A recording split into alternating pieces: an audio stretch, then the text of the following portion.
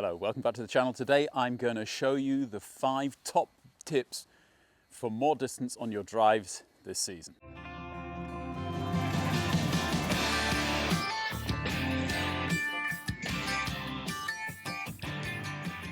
So this is the classic YouTube video, isn't it, at the beginning of a season.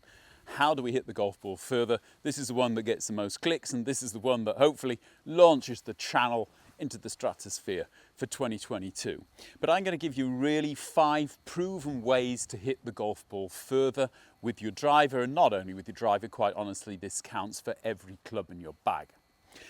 The first one is very simple. You've got to bake a bigger backswing. A lot of people are compromising their backswings in order to hit the golf ball. This kind of fear of not getting it on the fairway is basically forcing you into making shorter and more safe swings, and really getting more backswing is one of the easiest ways to basically get the distance up and increase the club head speed.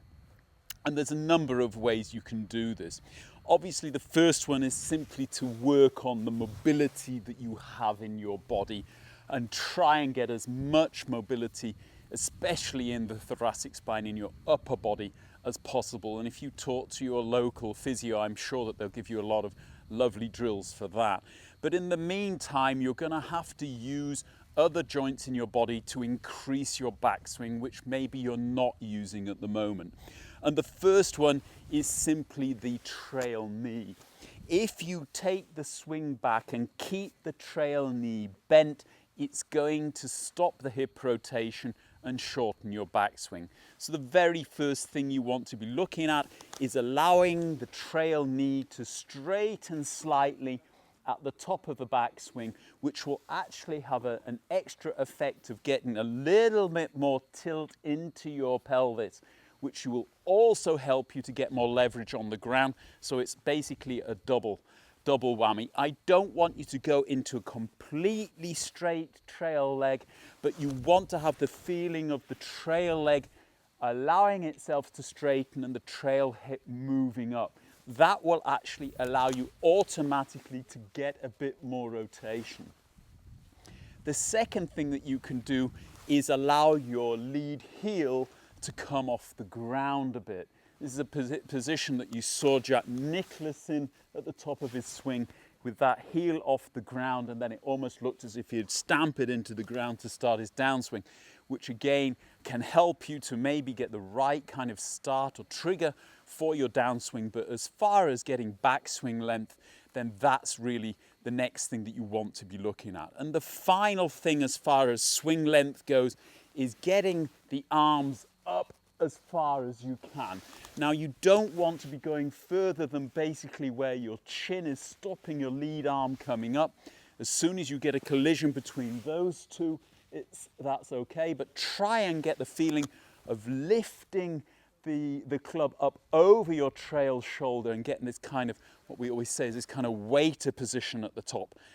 Obviously you can't hold a tray there because you're bent forward and everything would fall off, but getting the hands high at the top of the backswing and high in the follow through will obviously help you get a little bit more swing. And basically, if you've got more run up, you're going to get more speed. The second thing is basically being able to rotate as early as possible in the downswing. And we've talked about this in the past, but what is very important as far as getting rotational speed in the swing is making sure at the top of the backswing you have weight on both feet and you're centered. You don't want to be just standing on your trail foot, and an awful lot of people with the driver make the mistake of almost swaying off the ball, and then they simply can't get any purchase with their lead side to actually rotate their hips. So the second tip is make sure that at the top of your backswing you've recentered, and you can see that you can do this even with your lead heel off the ground. In fact, by letting your lead knee and heel come off the ground and bend at the top of the backswing, it will help you to get that purchase with the ground with the lead foot that you're gonna need to turn your hips. So the second tip is get centered at the top of your backswing. The third tip that we should really call the McElroy, because he's probably the best the best guy at doing this, and that's basically this kind of squatting movement that basically he brings into at the bottom or at the start of his downswing. So not only will he center himself, but as he goes into this explosive follow through, he's allowing both his knees to bend before he goes into this straighten. And by getting this depth, by loading the ground before he goes into extension, that is basically allowing him to basically really use the forces in the ground and kick back out of the ground in order to accelerate his swing. So number 3 is load the ground. Get to the top of your swing, center, and then load the ground before you go into extension. And the deeper you go, the more power you'll be able to generate with your legs, and therefore the more club head speed. Top tip number 4. I've talked about that extension. When does extension happen? Well, extension is happening in your lead side as you come through the ball. You can see it from the front camera here. As I come around, I am going to go into extension in the lead side. The lead leg is pushing back away from the target. The lead shoulder is pulling up and my chest is bowing backwards and away. This is one of the most difficult things to get because you don't want your head to be going up with you at the same time. You want the feeling of the head staying still and still this extension happening across your chest diagonally towards your lead shoulder, and trying to get that lead shoulder out of the way. And what you're doing then is you're actually pulling the butt end of the club up, and this pulling of the butt end will actually create the catapult effect and start the release. So as you're moving through the ball, you want the grip end, the butt end, to be pulled away from the ground, which will create this catapult effect and pull the club head down towards the ground. Don't forget, as always, opposite forces which are creating the forces and the speed in the golf swing. The final one is release, and obviously as you're going into extension, you've got to be working with your arms. I know a lot of people are talking about being passive with your arms, just allowing them to swing around you.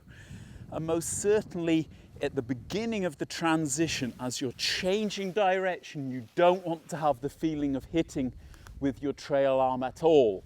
However, as you get around, as your hip rotation stops and you go into extension, you've got to be hitting hard with your arms as well. You don't want to be holding back. Allow the arms to straighten that trail arm through the ball with the target to have him straightened around about this position after impact. Now, because you're actually using so much power through the ball, it's got to have an equal and opposite power away from the ball. That's what your lead side is doing, pushing back as your trail side pushes forward. So don't be surprised when shortly afterwards and your arms start moving up, that you might just lose your balance a little bit away from the target at the end of the shot. This is not to be compared with with guys who get over the right foot and never get off it, but by getting into the lead side, you want to have the feeling of pushing away from the lead side through impact. That will give you far more power. And if you get all of these things going correctly, you are going to start to really bomb your drives and get that extra distance that maybe you were missing last season. Now, I wouldn't expect you to go out and do all 5 at the same time. You might be able to identify one of the things which you're not doing. Check your backswing. Are you getting a bit short, a bit flat in your backswing? Check your position at the top. Are you centered or are you more on your trail foot at the top of the backswing? How do you actually start your downswing? Are you using the move? Are you using the ground in the downswing? If you're not, then maybe that's the thing you should be working on. Of course, if you don't get this extension going, if you don't tug that grip end back away from the ball, you're going to lose this kind of catapult effect that you create by doing that. And finally, without using the force and the strength that's provided in your arms, the speed in your hands, then obviously that is also going to cost you distance. Maybe a last tip to that, try not to flip it too much. You don't want this kind of feeling, you want more this kind of feeling. It's the releasing of elbow and wrist out, not rotation too much. Too much rotation, you're going to hit it further, but you're just not going to find it again. Hope that wasn't too much for one video. Hope you give it a like. Hope you share it with your mates. Hope you get on the driving range and do it. Thanks again to all my patrons for looking after me and keeping the channel going. Couldn't do it without you guys and girls. Thank you very, very much. See you all very shortly. Until then, bye-bye now.